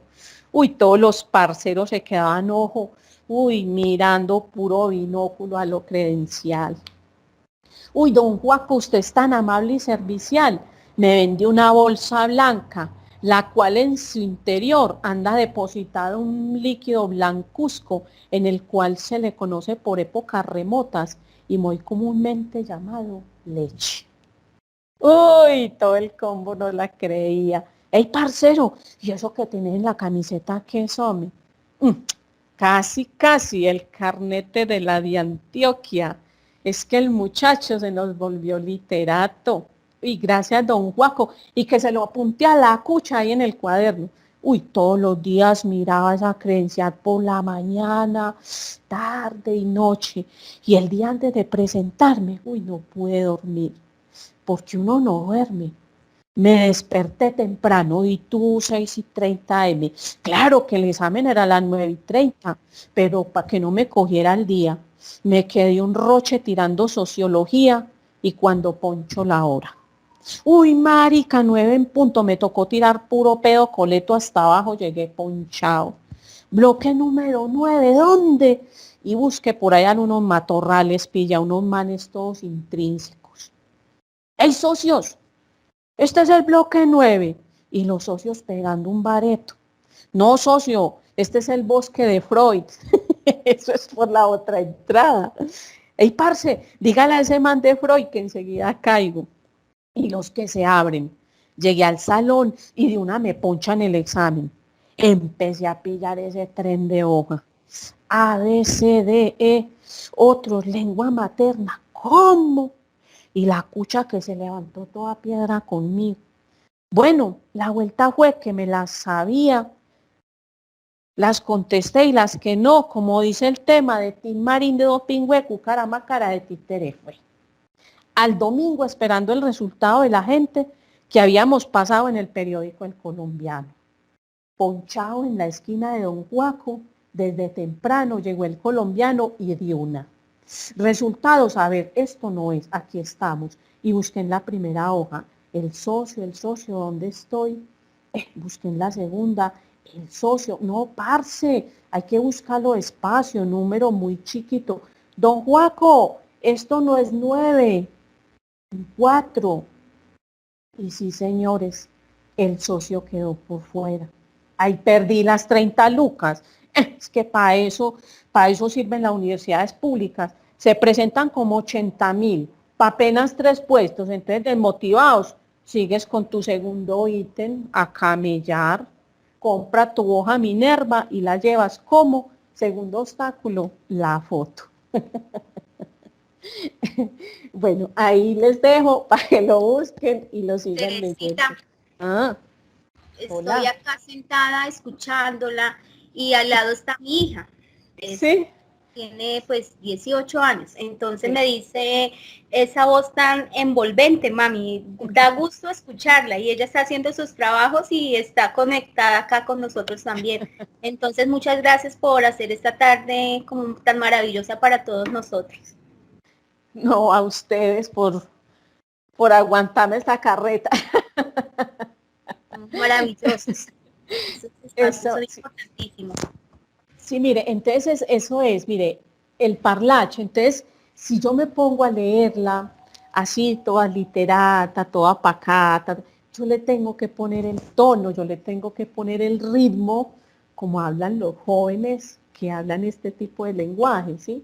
Porque es más, hay cosas que uno no entiende, pero que entonces eso se suena tan curioso que lo hace a uno sonreír, porque uno se pone como a imaginarse al joven con su tarjeta pegada del pecho, con esa emoción, esa ilusión y después esa furia. Yo creo que a todos nos ha pasado. Hay gente que se ha presentado hasta 8 veces a la universidad y siempre uno es con esa alegría de que va a pasar y de que va a pasar y ese desencuentro. Pero bueno, esas son historias precisamente que le animan a uno el alma. A ver, ¿qué otra cosilla les leo? Hay un poema que yo creo que es de los poemas más hermosos que yo he visto, que yo he conocido, y es un poema, también les voy a leer un pedazo porque también es inmenso, Y es un poema que le hizo Pablo Neruda, Neftalí Reyes, le hizo a Matilde Urrutia, a su compañera, a su segunda compañera, la primera fue Teresa, en cuya frente el cielo empieza. Matilde Urrutia, cuando él se tuvo que ir del país, exiliado por todos esos problemas que habían allá, porque él opinaba también como personaje de su país, él opinaba, entonces él se tuvo que ir y le dejó este poema a Matilde, que a mí me encanta, todavía me erizo, todavía me pongo nostálgica. Le voy a leer una parte y dice: no pienses más, mi dulce, en el tormento que pasó entre nosotros, como un rayo de fósforo, dejándonos tal vez su quemadura. La paz llegó también porque regreso a luchar a mi tierra, y como tengo el corazón completo con la parte de sangre que me diste para siempre, y como llevo las manos de tu ser desnudo, mírame, mírame, mírame por el mar que voy radiante, mírame por la noche que navego, y mar y noche son los ojos tuyos. No he salido de ti cuando me alejo, ahora voy a contarte. Mi tierra será tuya, yo voy a conquistarla, no solo para dártela, sino para todos, para todo mi pueblo. Saldrá el ladrón de su torre algún día, y el invasor será expulsado. Todos los frutos de la vida crecerán en mis manos, acostumbrados antes a la pólvora, y sabré acariciar las nuevas flores, porque tú me enseñaste la ternura. Dulce mía, adorada, vendrás conmigo a luchar cuerpo a cuerpo, porque en mi corazón viven tus besos como banderas rojas. Y si caigo, no solo me cubrirá la tierra, sino este gran amor que me trajiste y que vivió circulando en mi sangre. Vendrás conmigo, en esa hora te espero, en esa hora y en todas las horas te espero. Y cuando venga la tristeza que odio a golpear a tu puerta, dile que yo te espero. Y cuando la soledad quiera que cambies la sortija en que está escrito mi nombre, dile a la soledad que hable conmigo, que yo debí marcharme porque soy un soldado y que allí donde estoy, bajo la lluvia o bajo el fuego, amor mío, te espero. ¡Qué maravilla! ¡Qué belleza! Bueno. Uy, Dios mío. Buenas tardes. Hola. Te invitaría a terminarlo, no sé qué dicen ustedes. Muy largo. Uy, Teresita, Hola. buenas decía- tardes a todos. Hola. Teresita, ¿me regalas el nombre, el título completo del poema, por favor? Mira, el poema como tal no tiene título, pero está en el libro, en un libro que escribió Matilde Urrutia, que se llama Mi vida junto a Pablo Neruda, y está en la página 76. Gracias. En internet se consigue como la carta en el camino. No sé si es el nombre o intitulado. Es el nombre del poema de Pablo Neruda. Uh-huh. Permiso, interrumpo, Claro. Eduardo y Teresita y compañeros, para recordarles que no se les olvide llenar el link de asistencia. Muchas gracias. Bueno, a ti, Jorge. ¿Y quién era el que estaba cumpliendo años? Ludis, está cumpliendo. No estamos cumpliendo años, Luis. Feliz cumpleaños. Uy. Luis acabó de nacer, Gracias. Luis acabó de nacer. Acaba de nacer. Claro. Uy. Recién nacida, sí. Bueno, vamos a Cumpleaños cantar. feliz, Luis. Seguimos, Teresita. Teresita, Gracias. Espérate, Iber, es que le voy a hacer un regalo a Ludis. espera que Ay, Teresita gracias, tiene un Teresita. regalo. Bueno, entonces le hablábamos del poema, que es del poema de Pablo Neruda. Lo amo además, lo amo a Pablo Neruda en la carta en el camino. Le hice un poema más, yo le dediqué un poema a él. Tengo un poema de mi propiedad que se llama La mariposa de Pablo. Luego después se los compartiré.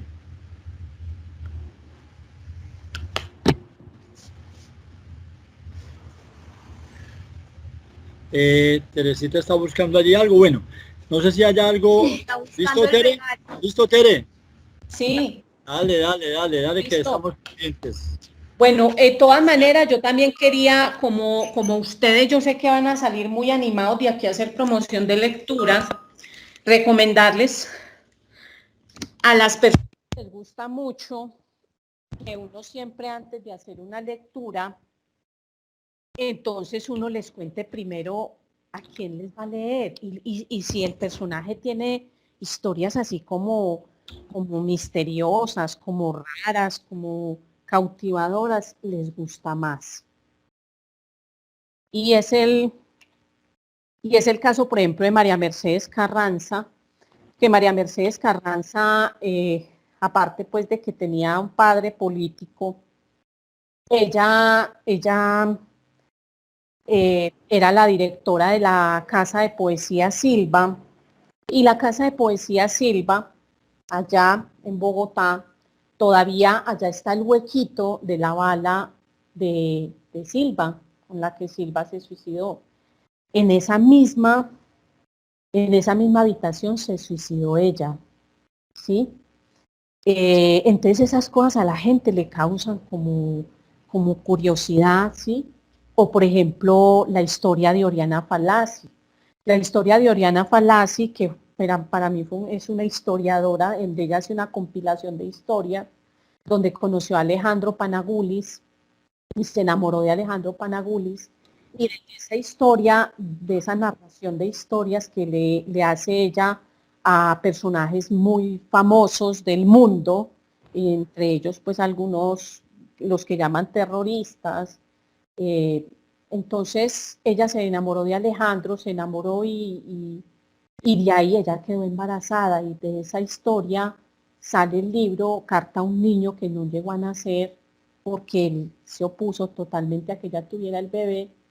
Y después sale el libro de un hombre, que también es de Oriana Fallaci, donde cuenta la historia de Alejandro Panagulis. Entonces, cosas como esa a la gente le gustan. Entonces, la gente inmediatamente se van a ir a buscar, ¿quién era Alejandro Panagulis? O Oriana Fallaci, y después van a buscar Carta a un niño, que además es bellísima, porque es la manera como un niño desde el vientre le habla a su madre de que no lo mate, ¿sí? Entonces esas cosas le gustan a las personas. O cuando uno habla, por ejemplo, de Leo Legris, de León de Grey, de los Panidas éramos 13, los 13 poetas locos de allá de Medellín, que resurge desde ahí, desde ese hilo que nos trae Federico Nietzsche con el nihilismo, aquí nadaísmo. Entonces a la gente le gusta que uno les cuente esas historias antes de leerle un texto, ¿sí? Los 13 Panidas, una cosa loca es, a mí me encanta Leo Legris, me parece que escribe muy hermoso, aunque a veces sean tan confusos sus textos. Y quiero leerles un poema precisamente de María Mercedes, a propósito de la revoltura en la que está nuestra patria, y dice: miré los muros de la patria mía, ojos de piedra, esfinges de oro, mierda en las rendijas, país usado por un dios borracho que delira eternamente con una puerta que jamás existió allí. Por el desastre ligado, un nudo imposible de 2 lenguas que lamen sin descanso la herida. De rodillas y con una flor en el ano, alguien en la oscuridad susurra la turbia mentira del paraíso perdido. El miedo enroscándose alrededor de una estatua que finge su hazaña en un parque abandonado. Los muros de la patria mía, ¿cuándo los van a limpiar? Se llama Los muros de la patria mía. Esa era María Mercedes. Yo creo que María Mercedes también, así como Pablo Neruda, también murió, fue de amor por su patria. La hija de Eduardo Carranza, también un gran escritor. Uh-huh. Y entonces sí, también a veces a uno le gusta, a la gente le gusta que uno juegue con ellos, ¿sí? Y entonces uno le lee cosas así trabalenguas para que ellos también se enreden. Entonces dice, contigo entró un tren, contigo un tren, contigo entró. El salto mortal hay que intentar para lograr dar el salto mortal. Los osos son mochos, los mozos son 8 y marchan dichosos con los 8 mozos, muchos osos mochos. Cosas como esas, esos juegos de palabras, les gusta a la gente, los divierte, porque de eso se trata, de que esto sea una diversión y de que los podamos atrapar de esa manera. Y estoy buscando algo que lo quiero leer antes para su cumpleaños. La copla también, Tere, la copla es espectacular para trabajar. Tengo un texto de coplas. De coplas. Sí.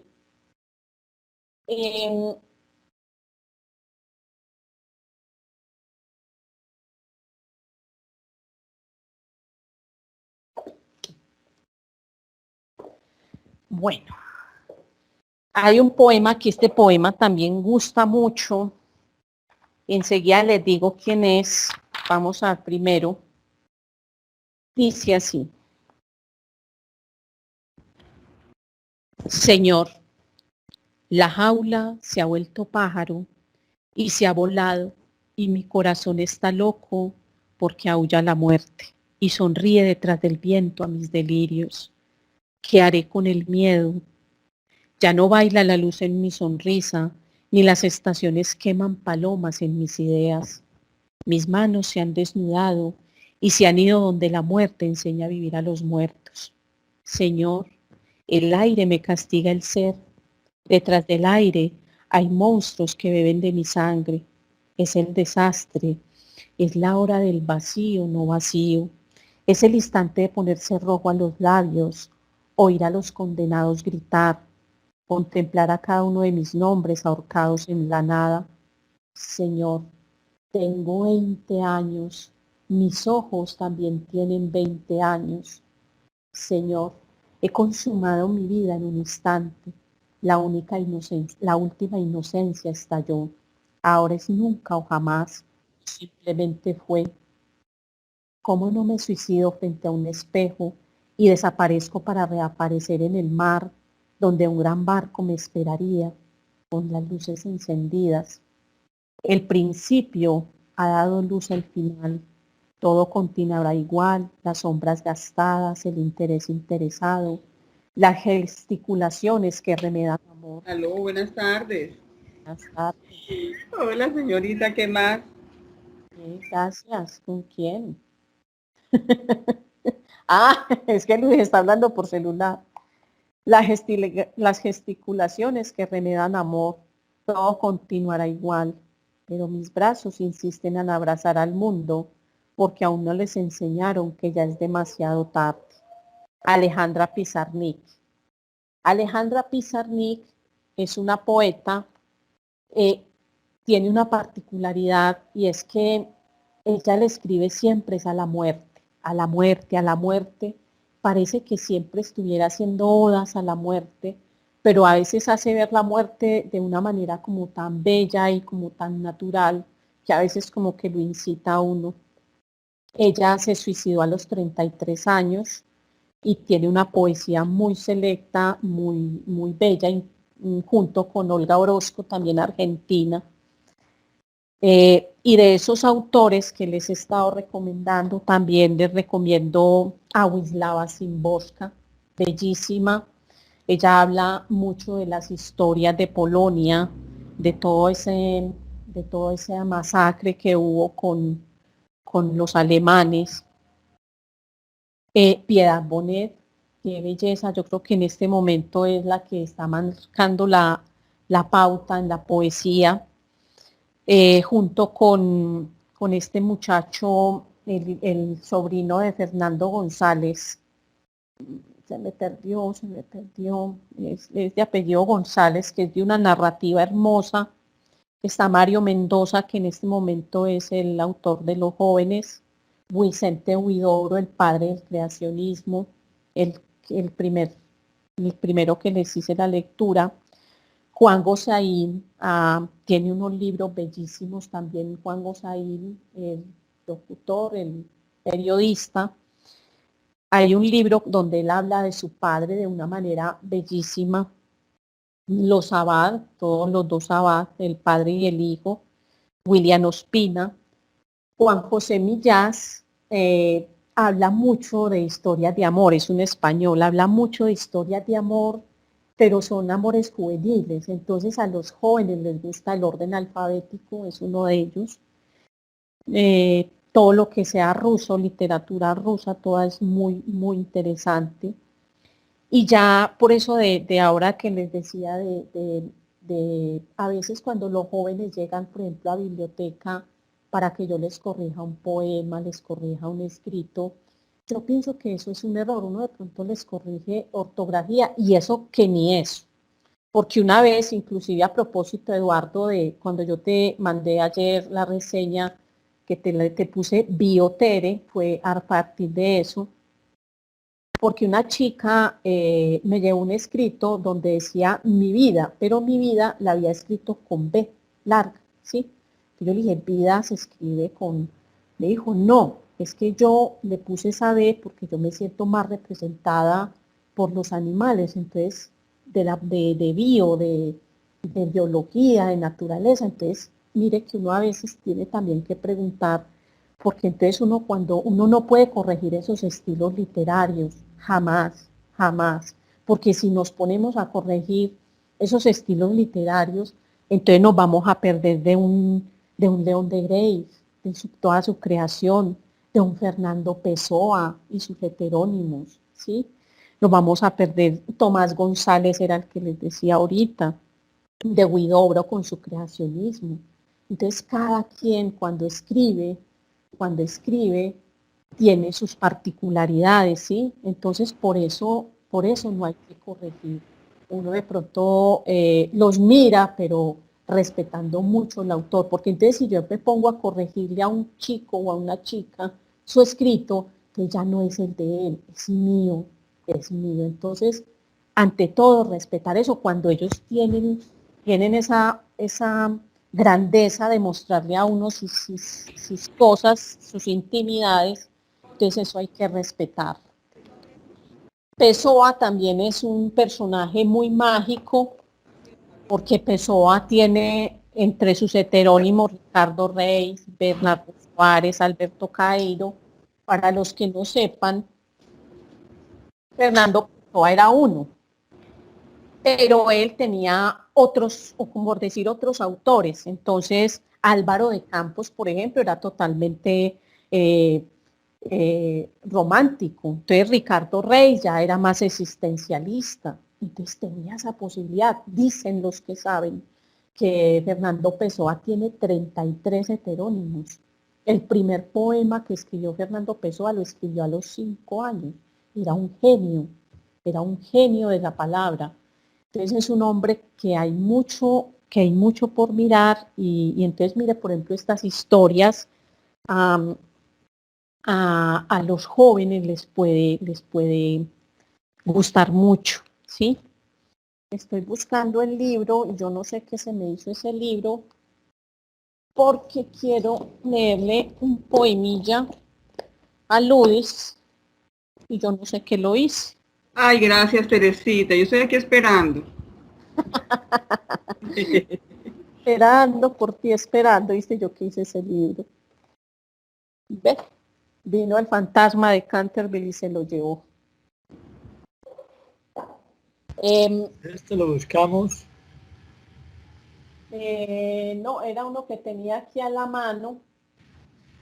Otro personaje muy interesante para que tengan en cuenta, Gonzalo Arango, cuando les hablaba ahorita de los nadaístas. Si quiere podemos leer ahora el poema de las manos, que es un poema muy corto, de Gonzalo Arango. El poema de las manos, de Gonzalo Arango. ¿Lo tienes ahí? Sí, aquí lo tengo. Ah, dale. Léelo mientras yo le busco el poema a Luis. Listo. Pues.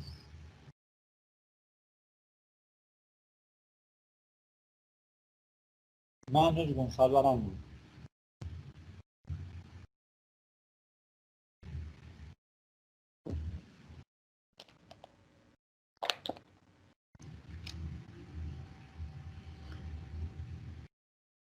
todo es mío. Espérame, ya les pongo el poema a manos. Buscar, como buscar por manos, buscar.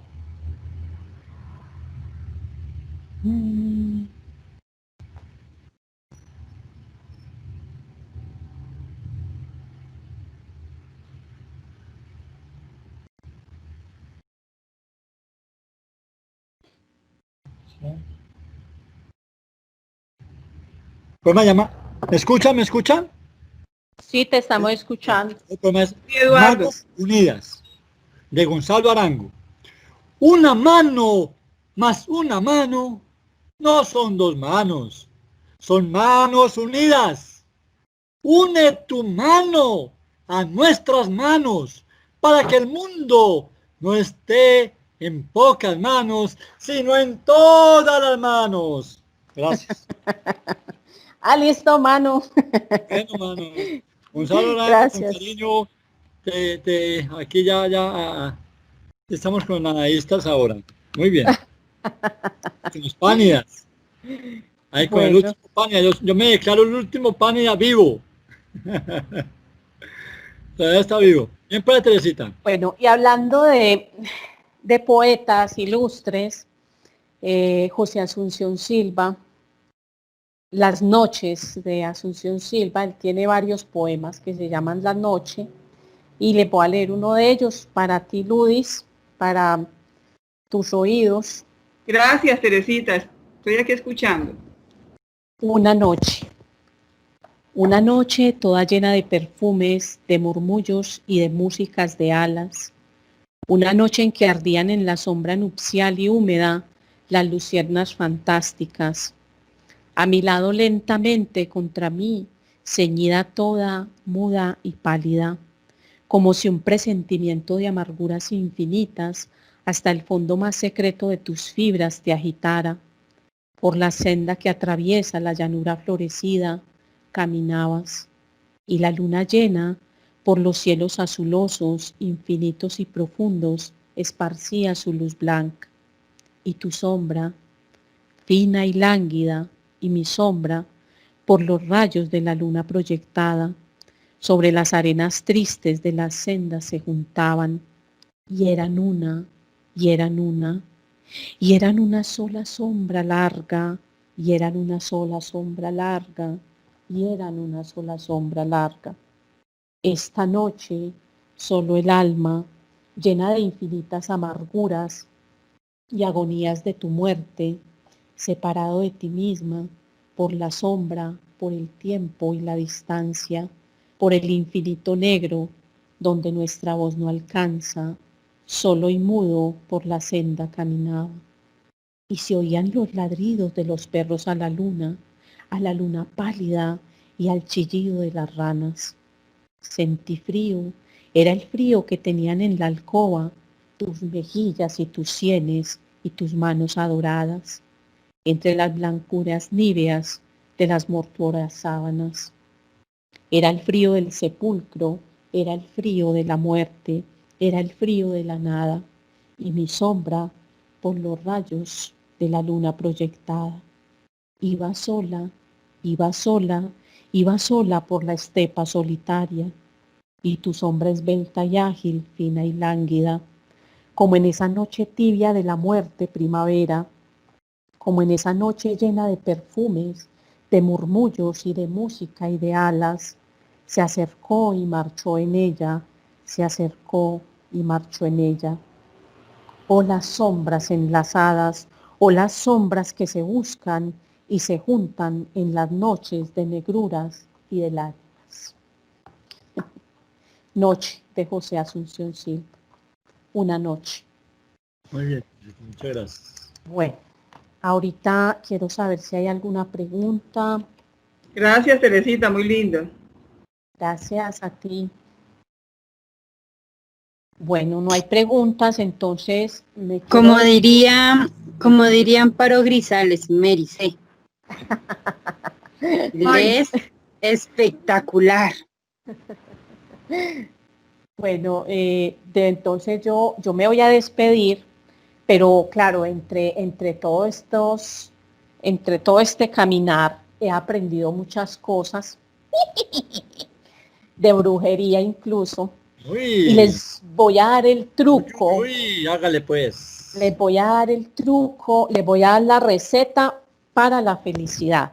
Esto queda grabado, ¿cierto? Sí, señora, escuchamos. Para que entonces no se vayan a perder la receta. Es una receta sencilla y consiguen los ingredientes en cualquier parte. Es la receta de la felicidad. De todas maneras, quiero agradecer nuevamente al Club de Lectores, a ustedes por este espacio, porque de todas maneras en esta pandemia donde hemos estado también sometidos a tantas angustias, y hablar y encontrarnos y abrazarnos con la palabra es un gran remedio para el alma. Dice así: en un gran caldero, picados o enteros, se echan 2 tomates y 2 disparates, 3 kilos de sal y 1 de cristal, un poco de niebla y otro de pimienta, 2 tazas de hiedra y 1 kilo de piedra. Todo esto se bate y se echa otro tomate. Y si le falta sal, se agrega al final. Si no queda bueno, se le agrega un trueno. Y si ya está listo, se agrega un pellizco. No hay que cocinar ni tampoco hornear. En cualquier lugar o necesidad, se toma una gota y el resto se bota. Muchas gracias. Abrazos. Gracias, Teresita. Gracias, Teresita. Lindo todo. Gracias a todos ustedes. Gracias, Teresita. Voz muy permítanme mágica, unas palabras maravillosa. finales. Muchas gracias a ustedes. Muchas gracias, Teresita. Gracias a todos. Disfruta todo. Nos dejan motivados con toda, y además fue un documento técnico de cómo hacer. Yo tomé muchas noticas de cómo poder llevar ese barquito que es la lectura a la otra orilla y llevarlos. Y nos dejas muchas técnicas de que se debe tener en cuenta que la literatura, la lectura puede mejorar en una persona la capacidad de habla, puede generar criterio, puede generar análisis, puede generar muchas situaciones de cero.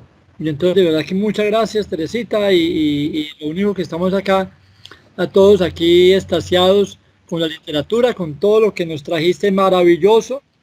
Además lees de una manera muy particular, muy especial. Sí, obviamente que cada uno tiene su estilo. Yo también tengo mi estilo más teatral. El estilo mío es mucho más teatral, ya lo vieron ustedes. Y entonces pudimos aquí compartir fortalezas, experiencias, esperanzas esta tarde. Muchas gracias a todos. No sé si hay algo final. ¿Alguien quiera decir algo más? Que diga ahora o calle. No, Sí. pues que muchas gracias por la invitación. Fue genial escuchar y conocer a Teresita. Qué genial que haya gente tan bonita. Y pues que aspiramos y esperamos a poder leer algún día como lo hace ella. Claro que sí, pero ¿saben cómo lo pueden lograr? Escuchando. Escuchando otras personas que lean bien, las escuchan y eso les ayuda y las fortalece mucho. Como hacen las pausas, ¿sí?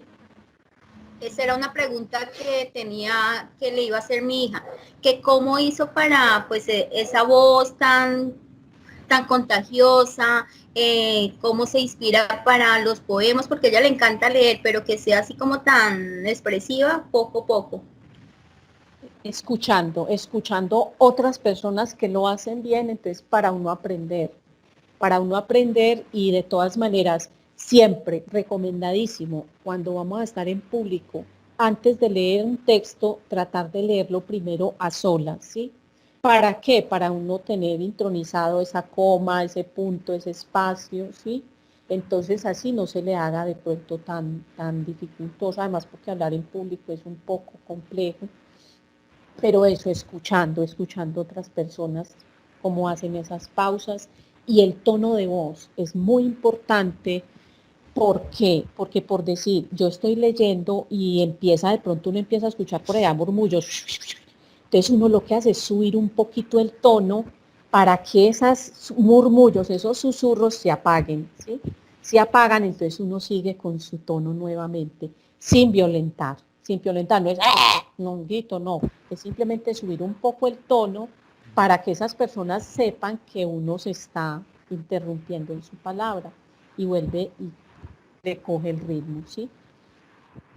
Bueno, muchas gracias a ustedes, los quiero mucho, espero que nos volvamos a ver pronto y seguimos compartiendo en Club de Lectores con otros invitados.